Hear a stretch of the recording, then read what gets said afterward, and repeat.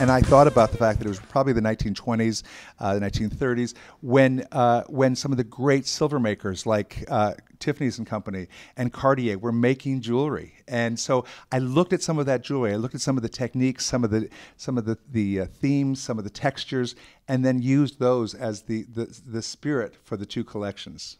And it's fascinating too, and it's so fun between the metalwork and the inlays, just how they work all the materials together for a. And you say jewelry, but these have to be functional. Oh, absolutely. They have to be functional. And that's what's so great about it, is that it's truly jewelry, but it's the best made, plumbing hardware on the market. So that's what's so important, is that it will stand the test of time. It comes back to my aspect of comfortable elegance. It has to work well and then has to be beautiful. And that's that combination that THG does so well. And two lines, you've got Grand Central and West Coast. Right. Now, how did you approach each one, and fundamentally, what is the difference in your mind as far as artistically? Well, what was so interesting, it's a great question, is that what I was trying to do was do something that actually was American in spirit, but still had some of the inspiration of the craftsmanship of old world Europe.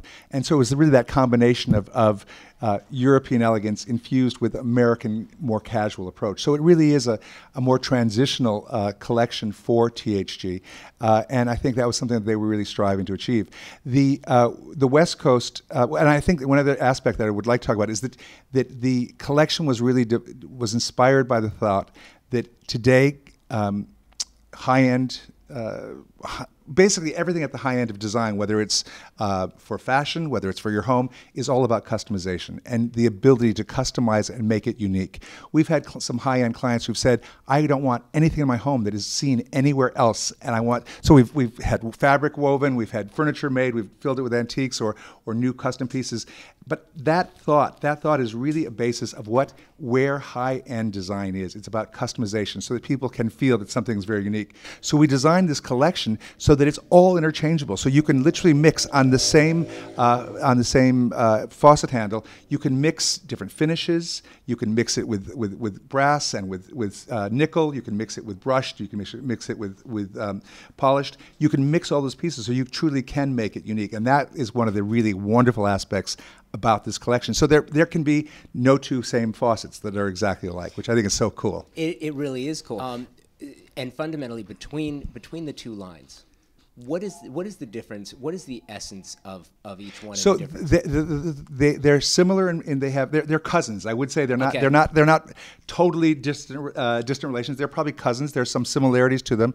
The East Coast or Grand Central version of what we sort of think is the more East Coast version has a spout which was inspired by the columns at Grand Central Station, the fluted columns, and so they've got that aspect. And yet the collection is available both in lever handle as well as crossbar, because what's so interesting is that America, people tend to like lever. Around the rest of the world, they tend to like crossbar. We also come in two different faucet types, a low and a high, because Americans tend to like high, and the rest of the world tends to like the lower faucet type. So again, it's so interesting. I love that learning about what sells, what does do well in different parts of the world. Does that